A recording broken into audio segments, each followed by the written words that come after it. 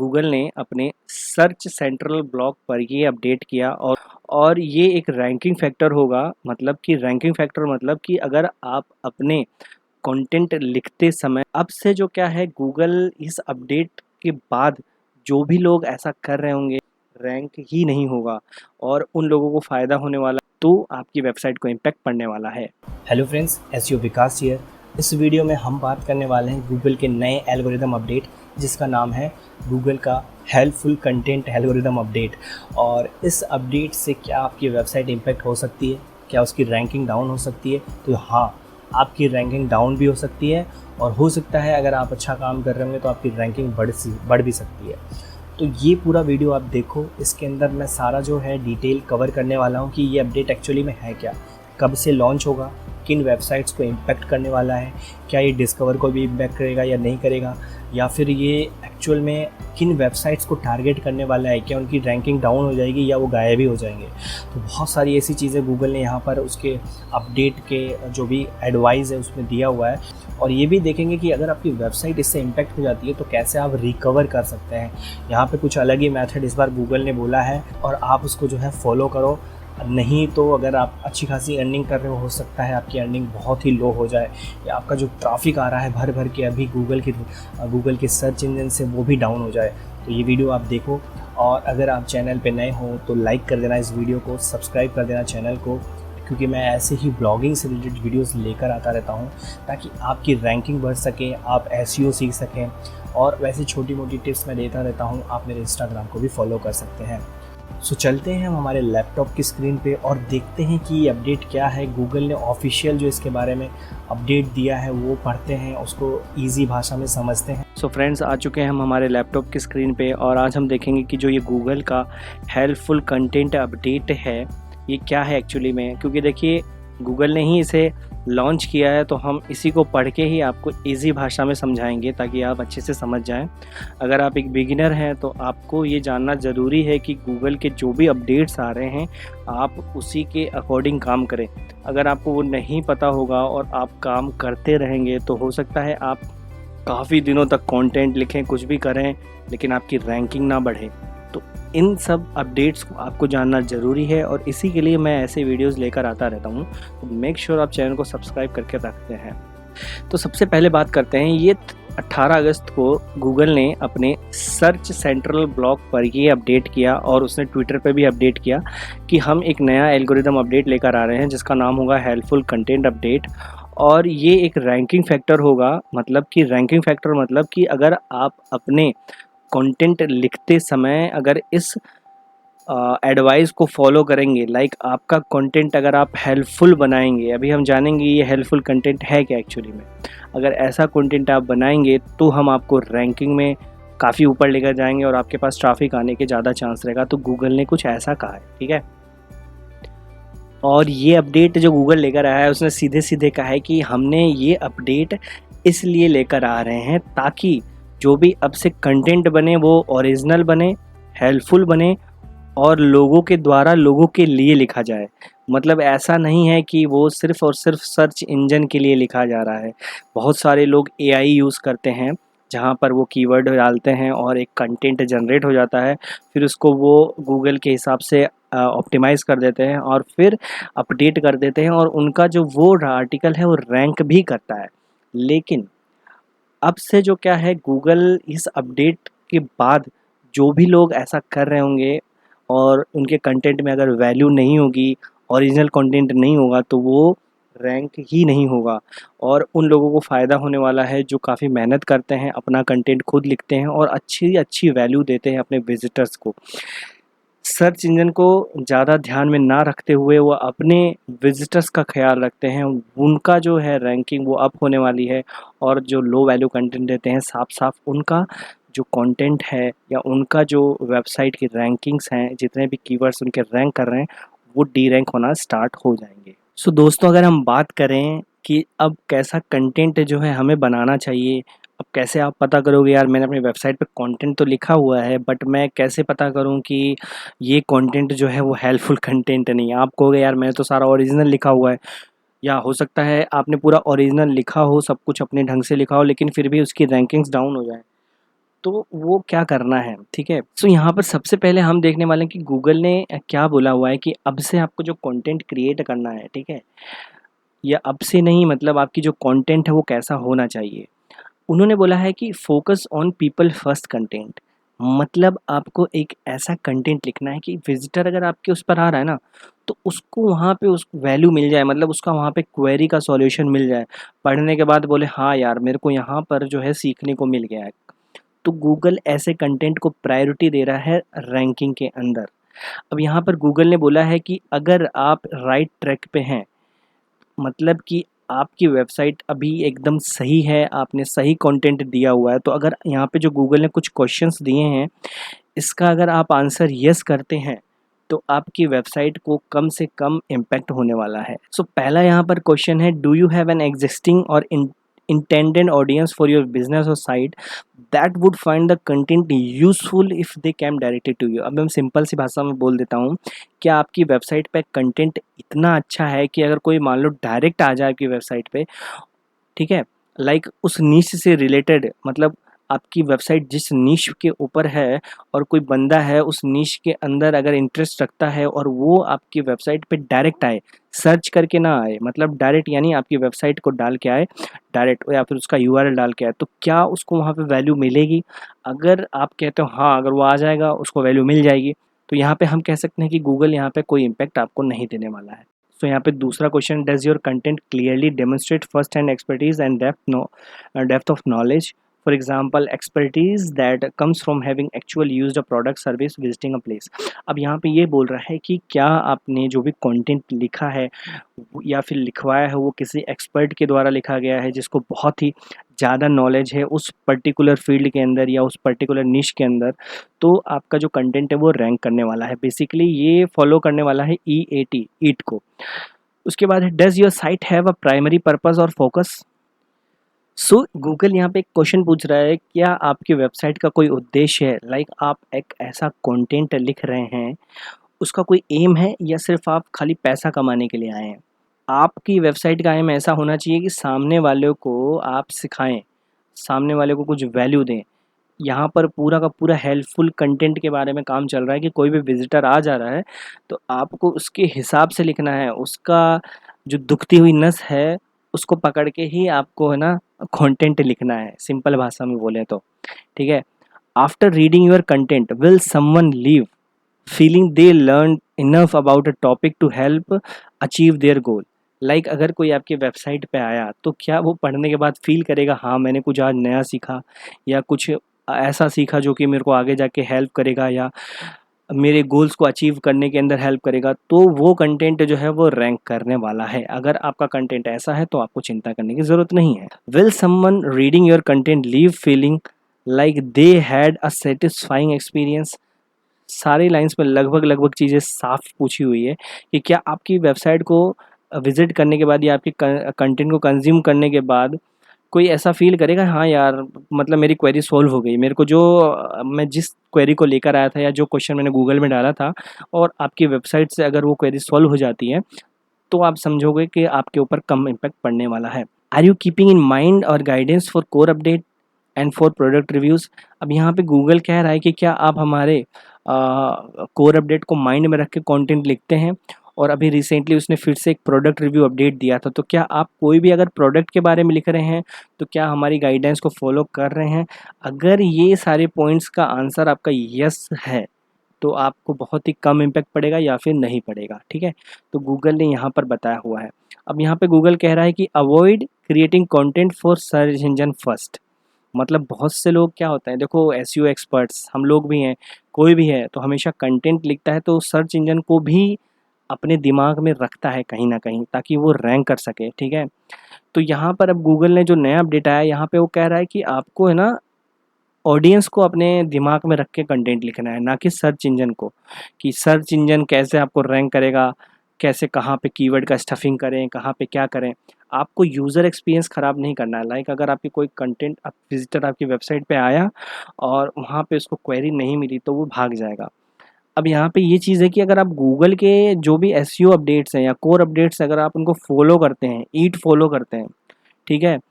तो वहाँ पे आपके चांसेस कम रहेंगे कि ये जो अपडेट आ रहा है उससे इम्पैक्ट होने का। क्योंकि अगर आप वो सारे अपडेट्स को फॉलो करते हैं या वो सारी गाइडलाइंस फॉलो करते हैं, तो गूगल कभी ऐसी कोई गाइडलाइन नहीं बनाता है कि जो पिछले उसने रूल्स बनाए हैं उसको वायलेट करके ही वो नया रूल आ जाए, ठीक है। थोड़े से चेंजेस आते हैं इसके अपडेट के अंदर, लेकिन अगर आप इसकी पुरानी गाइडलाइंस को अच्छी तरह से फॉलो कर रहे हैं ना, तो बहुत ही कम चांसेस हैं कि आपके ऊपर इम्पैक्ट पड़ने वाला है, ठीक है। क्योंकि आप अगर उसकी गाइडलाइन को फॉलो करेंगे तो ऑब्वियस सी बात है आपका कंटेंट ऑलरेडी हेल्पफुल ही बनेगा, ठीक है। अब देखो यहाँ पर गूगल ने ऑलरेडी बोला हुआ है कि यार हमने जो भी एसईओ के बेस्ट प्रैक्टिसेस बताए हुए हैं वो यहाँ पे गड़बड़ नहीं होगा, ठीक है। मतलब कि ये जो अपडेट आ रहा है उसकी वजह से ये सारे इनवैलिड नहीं हो जाएंगे, ठीक है। तो आपको ध्यान रखना है कि जो आप पहले बेस्ट एसईओ प्रैक्टिसेस को फॉलो कर रहे थे उसको अभी भी फॉलो करना है, लेकिन जो कंटेंट है वो कंटेंट अब ऑडियंस के हिसाब से बनाना है कि यार ऑडियंस को आसानी से उसका आंसर मिल जाए, ठीक है। ये प्रायोरिटी दे रहा है। अगर उसको आसानी से आंसर मिल जा रहा है या फिर हेल्पफुल कंटेंट है तो एक रैंकिंग फैक्टर हो जाएगा और वो क्या करेगा आपकी वेबसाइट को रैंकिंग बढ़ा देगा। और यहाँ पर बोला हुआ है कि SEO is a helpful activity when it applied to people first content. अगर आपने कंटेंट ऐसा लिखा है कि जो कि पीपल फर्स्ट है, मतलब आपकी नज़रों में आपके विजिटर्स पहले हैं, सर्च इंजन बाद में हैं, और उसके अंदर अच्छे से एसईओ किया हुआ है, ठीक है, तो वो आपका कंटेंट बोलते हैं ना सोने पे सुहागा हो जाएगा और काफ़ी अच्छी रैंकिंग में जाएगा। सो आपको कैसे अवॉइड करना है कि हमारा कंटेंट सर्च इंजन के लिए पहले है। मतलब यहाँ पर गूगल कह रहा है कि आप कंटेंट अगर बना रहे हो तो आप कैसे पता कर लोगे कि यार ये जो है ना सर्च इंजन के लिए है, ये तो ह्यूमंस के लिए नहीं है। तो यहाँ पे गूगल बोल रहा है, यहाँ पे कुछ क्वेश्चंस दिए हुए हैं, ठीक है, ये रहे इतने सारे। अगर इन क्वेश्चंस का आंसर आप यस करते हो तो आप खतरे की घंटी है, मतलब आपकी वेबसाइट को इम्पैक्ट पड़ेगा। अब गूगल यहाँ पे कह रहा है कि is the content primarily to attract people from search engine rather than made for humans. अब यार ये सीधे बोल रहा है कि क्या आपका जो कंटेंट आप लिख रहे हो वो ऐसे लोगों को अट्रैक्ट करता है जो कि सर्च इंजन से आ रहे हैं, rather than made for humans, मतलब कि जो कि अगर कोई बंदा उसको पढ़ता है, लाइक कोई ह्यूमन है उसको पढ़ रहा है, तो उसको लगना चाहिए कि हाँ उसकी क्वेरी से रिलेटेड ही है वो पूरा कंटेंट है। ऐसा तो नहीं है आपने रैंकिंग करवा दिया अपना जो कंटेंट है, आपने अच्छा सा टाइटल दे दिया, डिस्क्रिप्शन दे दिया, और जब वो बंदा क्लिक करके आया अंदर तो उसको लगता है कि यार ये तो क्या ही लिखा हुआ है। तो अगर आपका कंटेंट ऐसा है कि जो उन्हीं लोगों को अट्रैक्ट करता है जो सर्च इंजन से आ रहे हैं, तो ये आपके लिए वार्निंग का साइन हो सकता है। इसके बाद यहाँ पर लिखा हुआ है कि are you producing lots of content on different topics in hopes that some one of it might perform well in search results. मतलब आप खूब सारे कंटेंट, लॉट्स ऑफ कंटेंट डाल रहे हो अलग अलग निशेस के ऊपर, अलग अलग टॉपिक्स के ऊपर, और आप सोच रहे हो कि मेरा जो सर्च रिजल्ट है या फिर मेरी जो रैंकिंग है वो बढ़ जाएगी या मेरा कोई कीवर्ड है वो रैंकिंग में आ जाएगा, स्पेशली फॉर मल्टी निश। अगर आपकी वेबसाइट मल्टी निश है तो ये आपके लिए खतरे की घंटी हो सकती है, क्योंकि अगर एक ही राइटर अगर आपके उस पर है और वो हर मल्टी निश पे लिख रहा है तो आप समझ सकते हैं कि हर कोई हर चीज़ में परफेक्ट नहीं हो सकता है। सो यहाँ पर मल्टी निशेस वालों के लिए थोड़ा सा इम्पैक्ट पड़ सकता है कि वो हर एक टॉपिक पे अलग अलग टॉपिक पे लिख रहे हैं। देखिए मल्टी निश भी कुछ होती है कि 2 से 3 निश उसने पकड़ ली, और मल्टी निश का भी मतलब ऐसा होता है कि वो जो माइक्रो निश पहले थी उसी से रिलेटेड टॉपिक्स हैं। जैसे अगर वो ट्रैवल है तो ट्रैवल से रिलेटेड कोई ना कोई उससे रिलेटेड टॉपिक्स पे लिख रहा है या उससे रिलेटेड मल्टी निशेस के ऊपर लिख रहा है तब तो ठीक है। लेकिन अगर एक उसका ब्लॉग है ट्रैवल के ऊपर, लिख रहा है टेक के ऊपर, फाइनेंस के ऊपर, तो वो हो सकता है कि उसकी साइट को इम्पैक्ट पड़े। मतलब अगर are you producing lots of content on different topics, और मतलब आप है ना किसी टॉपिक के ऊपर ढेर सारा कंटेंट लिख रहे हो, अलग अलग टॉपिक्स के ऊपर ढेर सारा कंटेंट लिख रहे हो, ये सोच के कि किसी से मेरे ऊपर सर्च रिजल्ट से ट्रैफिक आने लग जाए, तो ये आपके लिए खतरे की घंटी हो सकती है। Are you using extensive automation to produce content on many topics. अब यहाँ पर उन लोगों के लिए है कि भैया क्या आप कोई एआई टूल यूज़ कर रहे हो कंटेंट प्रोड्यूस करने के लिए, मतलब आप कंटेंट जनरेटर टूल का यूज़ कर रहे हो, तो भैया आपकी वेबसाइट को इम्पैक्ट पड़ने वाला है। Are you mainly summarising what others have to say without adding much value. जैसे आपने कोई किसी कीवर्ड के ऊपर कंटेंट लिखा और आप क्या कर रहे हो, जिसने सभी ने लगभग सब वेबसाइट्स ने जैसा लिखा हुआ है बस उसको समराइज़ करके आप लिख दे रहे हो, उसके अंदर ज़्यादा वैल्यू ऐड नहीं कर पा रहे हो, तो भी आपकी वेबसाइट को इम्पैक्ट पड़ सकता है। Are you writing about things simply because they seems trending and not because you would write about them otherwise for your existing audience? इस क्वेश्चन का सिंपल सा मीनिंग है, क्या आप अपनी वेबसाइट पे कोई ट्रेंडिंग टॉपिक आया और है ना आपने उसको लिख दिया। अब ये नहीं आपने देखा कि मेरी ऑडियंस क्या है, मेरी वेबसाइट की जो निश है उसके ऊपर जो ऑडियंस आती है क्या वो कंटेंट उसके लिए हेल्पफुल है या नहीं है। अगर आपकी उस निश के अंदर कोई ट्रेंडिंग आता है तब तो ठीक है, लेकिन आपकी निश के अलावा अगर कोई अलग, अब जैसे आप है ना मान लो डॉग फूड के ऊपर लिख रहे हैं और अचानक से किसी सेलिब्रिटी के मतलब बच्चा हुआ और आपने उसके ऊपर लिख दिया, मतलब वो ट्रेंड में जा रहा है आपने उसके ऊपर लिख दिया, तो वो कंटेंट जो है आपकी जो एग्जिस्टिंग ऑडियंस है, जो डॉग लवर्स हैं, उनके लिए ठीक नहीं होगी। सो आपको ये अवॉइड करना है, अदरवाइज आपको इम्पैक्ट पड़ेगा। Does your content leave readers feeling like they need to search again to get better information from other sources? मतलब किसी ने कोई कीवर्ड डाला गूगल में, आपकी वेबसाइट रैंक कर रही है बहुत दिनों से, वहाँ पे वो गया, उसने पढ़ा और वो बाहर आ गया, वो किसी दूसरी वेबसाइट में गया, मतलब आपकी वेबसाइट को छोड़ दिया। इसका मतलब ये हुआ कि वो आपके कंटेंट को कंज्यूम सही से नहीं कर पाया या समझ नहीं पाया कि एक्चुअल में आपने क्या लिखा हुआ है, उसकी बेसिकली क्वेरी सॉल्व नहीं हुई, तो आपकी वेबसाइट को इम्पैक्ट पड़ने वाला है। Are you writing to a particular word count because you have heard or read that Google has preferred word count? No we don't. So यहाँ पर गाइज बहुत बड़ी लाइन बोली है, जैसे कि बहुत लोग, जैसे मैं भी ये फॉलो करता हूँ कि अगर टॉप 10 वेबसाइट्स हैं, उन्होंने जितनी भी कंटेंट जितने वर्ड में दिया है, मैं ट्राई करता हूँ कि या तो उनसे बराबर या उनसे ज़्यादा लिखूँ, तो वो रैंक हो जाएगा और ऐसा होता भी है। अगर लेकिन यहाँ पर गूगल ने बोला है कि अगर आप किसी पर्टिकुलर टॉपिक के ऊपर राइट कर रहे हैं और आप वर्ड काउंट में ध्यान में रख रहे हैं कि जितने ज़्यादा से ज़्यादा वर्ड काउंट में लिख दूंगा तो मेरी रैंक कर जाएगी, तो ऐसा नहीं होगा। गूगल जो है उसको प्रिफर नहीं करता है। लेकिन देखिए एसईओ बेस्ट प्रैक्टिसेस में बोला जाता है कि जैसे किसी बंदे ने किसी कीवर्ड के ऊपर आर्टिकल लिखा है 1000 वर्ड का, ठीक है, तो 1000 वर्ड का लिखा हुआ है तो आपको देखना है कि क्या उस कीवर्ड पे वो कंटेंट इनफ है क्या। 1000 वर्ड में उसने वैल्यू दे दी है, ठीक है, तो हाँ ठीक है, ज़रूरी नहीं है, या उससे भी कम वर्ड में आप वैल्यू दे सकते हो, लेकिन अच्छा वैल्यू दे सकते हो, तो वो आपका कंटेंट ज़रूर रैंक करेगा, ठीक है। लेकिन अगर कोई कंटेंट है, लाइक मान लो अगर वो 1000 वर्ड या 1200 वर्ड में हो जा रहा है और आप लेकिन उसको फिर भी खींचे जा रहे हो 3-4 हज़ार वर्ड तक, तो उसका कोई मतलब नहीं है। गूगल इसको यहाँ पर जो अपने हेल्पफुल कंटेंट के अंदर अपडेट लेकर आ रहा है और इससे इम्पैक्ट पड़ सकता है आपकी वेबसाइट पे। सो आपको मोटा मोटा बता देता हूँ कि आपको कीवर्ड डाल के उसका इंटेंट पता करना है और वो कितने वर्ड के अंदर सेटिस्फाई हो सकता है। देखिए गूगल हमेशा जो रैंक करता है वेबसाइट्स को, वो उन्हीं को करता है जिसके अंदर लगता है उसको कि ये इनके इस इंटेंट को सेटिस्फाई कर रहे हैं, ठीक है। तो आप उसके बराबर में लिख सकते हो, जैसे आप किसी कीवर्ड को टारगेट कर रहे हो, ठीक है, वो गूगल में डालो, गूगल में डालने के बाद जो टॉप 10 रिजल्ट्स आते हैं उनको चेक करो, आपको लगभग सब में आसपास ही मिलने वाला है। अगर आपको लगता है कोई ऐसी वेबसाइट है जिसने बहुत कम वर्ड्स के अंदर है ना और रैंक कर रहा है, ठीक है, तो हो सकता है वो डी रैंक हो जाए, ठीक है, क्योंकि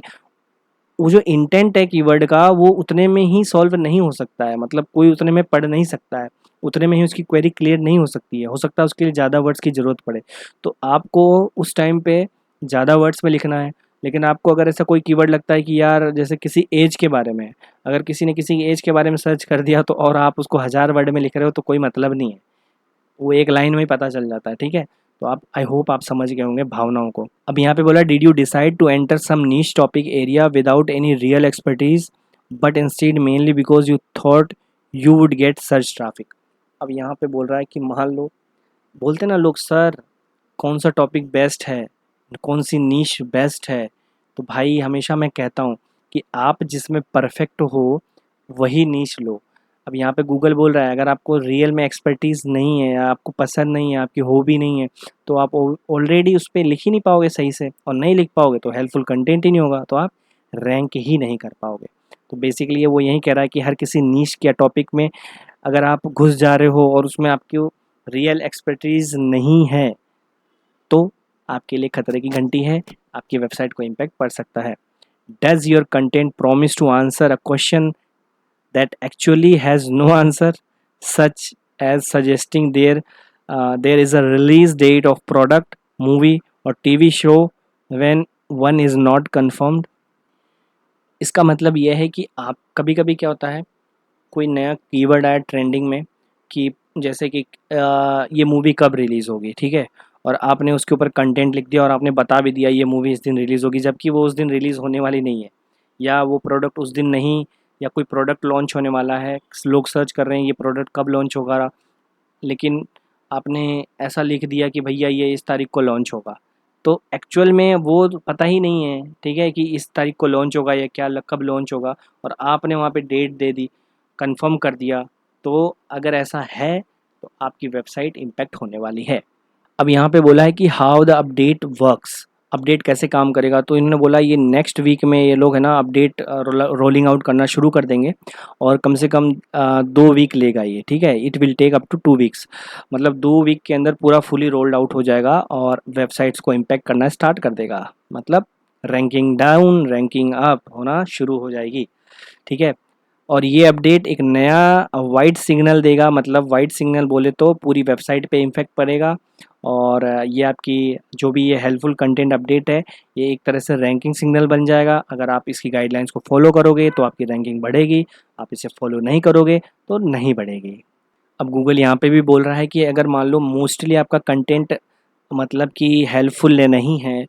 और आपके कुछ कंटेंट हेल्पफुल है, तो हो सकता है आपकी पूरी वेबसाइट को ही अफेक्ट पड़े, मतलब कि आपकी वेबसाइट के जो अदर कंटेंट है वो भी डी रैंक होना स्टार्ट हो जाए, यानी हेल्पफुल हैं फिर भी वो डी रैंक होना स्टार्ट हो जाएंगे। तो यार अगर आपकी वेबसाइट पे अनहेल्पफुल कंटेंट है तो बेटर यही है आप उन्हें रिमूव कर दें,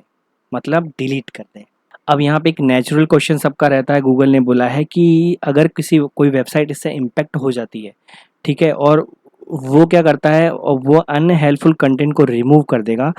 तो उसकी वेबसाइट को जो वापस से रैंकिंग है उसको रिकवर होने में कितना टाइम लगेगा, मतलब अगर आपकी वेबसाइट एक बार इससे इम्पैक्ट हो गई तो कितने टाइम में वो जो है फिर से रिकवर करेगी। तो ये बोल रहा है कि अगर एक बार वो इम्पैक्ट हुई तो उसके अंदर कुछ महीनों लग सकते हैं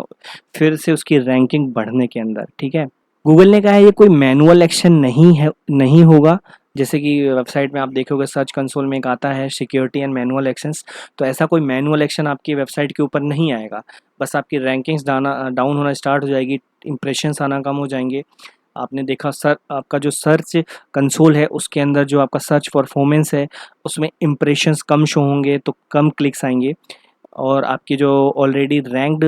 आर्टिकल्स हैं वो डी रैंक हो सकते हैं अगर आपका जो पूरी वेबसाइट है वो हेल्पफुल कंटेंट को फॉलो नहीं करती है तो। This update impacts English searches globally, मतलब जो भी सर्चेज इंग्लिश में होती उन्हीं को इम्पैक्ट करने वाला है, और इन फ्यूचर में अदर लैंग्वेज के ऊपर ये रोल आउट होना स्टार्ट होगा, लेकिन फ़िलहाल के लिए ओनली इंग्लिश सर्चेस जो है इम्पैक्ट होने वाली है। तो अगर आपकी हिंदी में वेबसाइट है तो आपके ऊपर ये इम्पैक्ट ज़्यादा नहीं पड़ेगा। सो गाइज़ ये था गूगल का हेल्पफुल कंटेंट अपडेट के बारे में, जिससे आप पता कर सकते हैं कि आपकी वेबसाइट जो है वो इस गाइडलाइन को फॉलो कर रही है या नहीं कर रही है, अगर नहीं कर रही है तो क्या करना है, इम्पैक्ट हो गई तो क्या करना है, ये सारी चीज़ें हमने इस वीडियो के अंदर बात कर ली।